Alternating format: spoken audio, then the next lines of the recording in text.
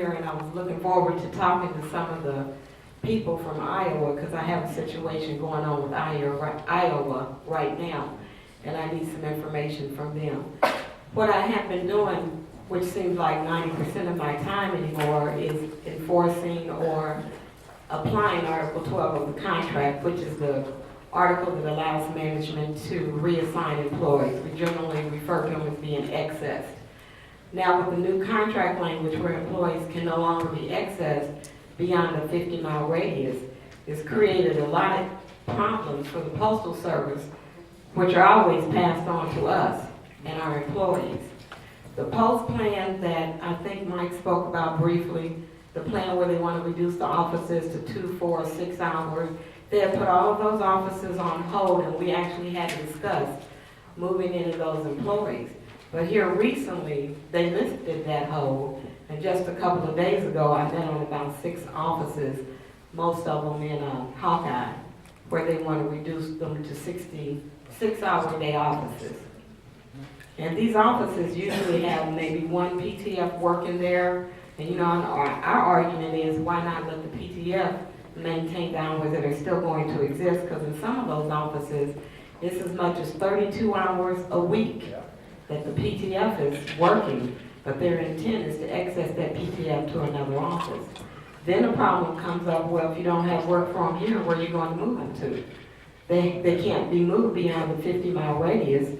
Well, in most cases, they have another small office down the road where they can move them, but some of them they don't. And that presents a problem for them as well. But the fact that they're hindered by the 50-mile radius, because they agreed to it, and they knew what their plan was to revamp the country with the AMPs and all that, that plan was already in place. They agreed. Well, when I say in place, I should say it was out there, because we were issued a bunch of AMPs back in 2012, some of which have been on hold ever since they mentioned them. And from period to period, they'll bring some up and say, well, now we're ready to move these AMPs, and those are the ones that we discussed moving. But in no case have they had adequate positions for the number of people they want to move. And I think Mike Morris also mentioned the issue with the reserve carriers. And that's become a problem for us. The reserve carrier position, from what I understand, is a carrier position that covers for the regular carrier when they're on leave, when they're off for different reasons. It's a full-time position, and it's a regular position, so we really don't have a means to tell them you can't access the clerk into that position. But if you have an office with 48 carriers and 30 reserve carriers, that's a problem. There's not that much leave in the world. So, you know, we've known all along, we thought they were creating carrier positions just to have somewhere to access our employees. But the reserve carriers seem to be even more obvious. This is just somewhere you want to move them. And then I think, as was mentioned, once you're in the carrier craft and you're no longer part of our bargaining unit, then you're subjected to their contract when the next accessing comes up. And that next accessing could be sooner than you think, especially if they are allowed to move forward with their plan to reduce the 5-day delivery. And I have a little story about that as well. There has been rumors about them going to 5-day delivery for some time. But then one morning, about 6:30 in the morning, a.m., my phone beeps. And normally if my phone beeps that time of day, I think something might be wrong with my children or my grandchildren. So I get up and I look at the phone, and it's a message about a teleconference with the Great Lakes. The Great Lakes is the area I cover, which is Illinois, Michigan, Indiana, and Wisconsin. And it's saying they want me to call in for the telecon. So out of curiosity, I call in for the 7 a.m. telecon, and it's their announcement about going to 5-day delivery. And of course, when I get my chance to talk, I say, so does that mean we're no longer going to access APWU people into the carrier crafts, that you may not need the carrier you have, in addition to creating these reserve positions? Of course, I got the standard, we will work with the union, blah, blah, blah, you know. So, but the funny part is, later that day, my Article 12 counterpart for the Great Lakes, who I meet with accessing for not all of Missouri, but at least the gateway part of Missouri, which is St. Louis and some other offices, she called and asked me, did I call in for the teleconference? And I said, yeah, I called in for that thing. And she said, well, you know, my boss came in here and demanded that I call you to call into for the teleconference. As soon as she left my office, she said, I ain't doing that. I ain't calling her. Because she knows I'm not a morning person. You call me at 7 o'clock, you better be on fire. And mostly what I did for the teleconference is just listen. Because they've got already set what they're planning to do. And they're just notifying me. And then the standard argument about we will work with the union, you know, we've heard that before. So we know what we're up against. And never mind the fact that, you know, there's medical and other types of things they have to do with our employees before they place them into a carrier position. Some of that is being violated on a daily basis, and we're also fighting that. But now that they're faced with the 50-mile radius, that the question of details has come up again. We had this happen some time ago when they didn't have anywhere to place employees. But in Gateway, which is most of southern Illinois, like I said, part of Missouri, St. Louis, and some other places, they're creating job details. And they want to give these people duties in the carrier craft and duties in the clerk craft. So their argument is Article 7 allows them to do that. You know, we've been fighting with that issue as well.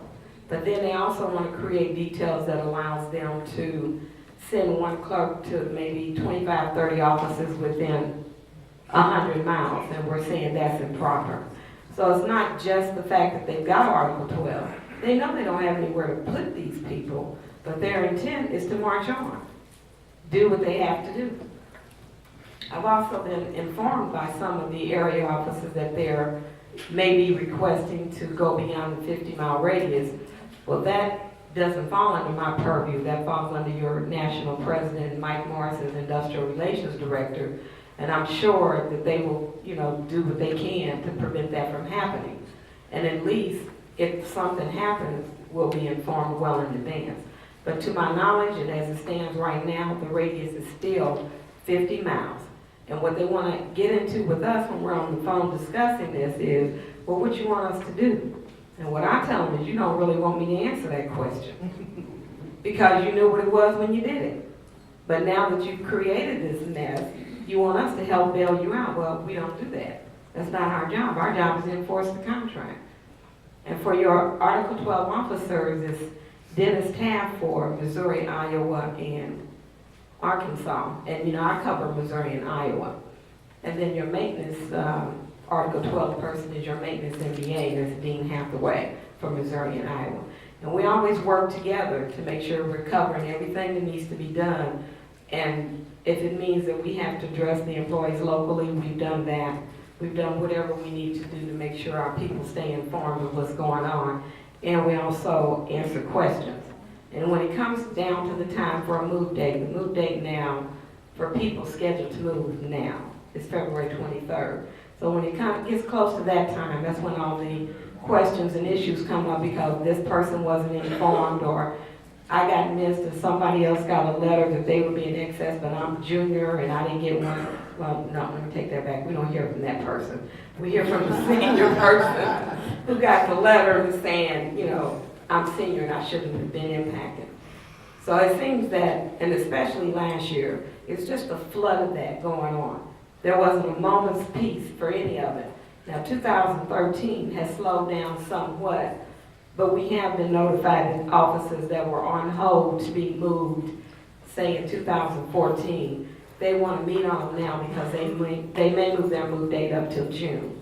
And under our new contract, the Postal Service has one area move date, and normally it's a national move date for the country. That means they cannot move employees in accessing outside of their installation more than once every 90 days. So the move date now is February 23rd. The one after that is June 1st. So if they don't move them now, then they couldn't move them until June 1st. And that also is a good thing. It gives them more time to try to acquire a position within 50 miles they can go to and limit what seems to be just carrier positions available for movement. Part of that is because they've been accessing clerks for about 10 years now. So it's not as many clerk positions out there. But every argument that needs to be made for that situation. We are making that and making sure that the locals are aware and that they let us know when something goes on. I think I told someone today that they send me information, but what happens on a day-to-day basis on the workroom floor, I'm not privy to it unless you send it to me. And usually daily, we're getting an email from some local officer saying this is what's going on, this is what management is telling people, and 9 times out of 10 is wrong. So then you've got to correct that. But as long as we work together, we'll be able to make sure that they enforce the contract.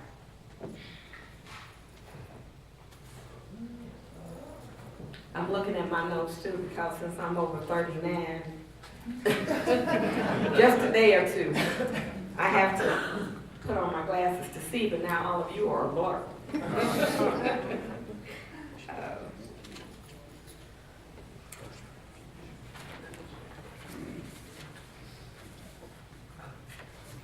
I think I covered most of my own notes without even knowing.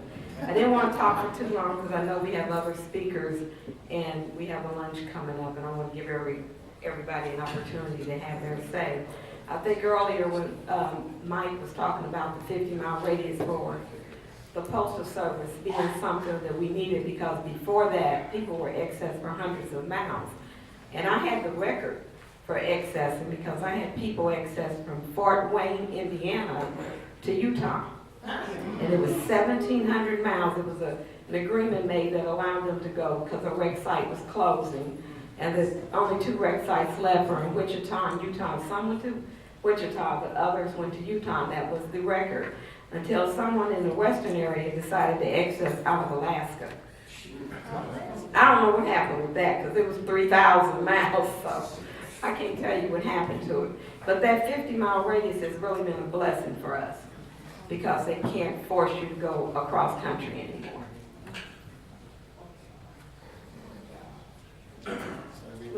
With that, I will say, if anyone has questions or anything for me, I'll be here till sometime tomorrow. I have to head back because there's always something else. You know, this is the time of year when everyone's having their conferences and their state conventions, and I'm really grateful for the tri-states because it gives me an opportunity to see people from more than one state that I represent and interact with those folks and try to help them when I can. So if you have any questions, just grab me and let me know. Thank you.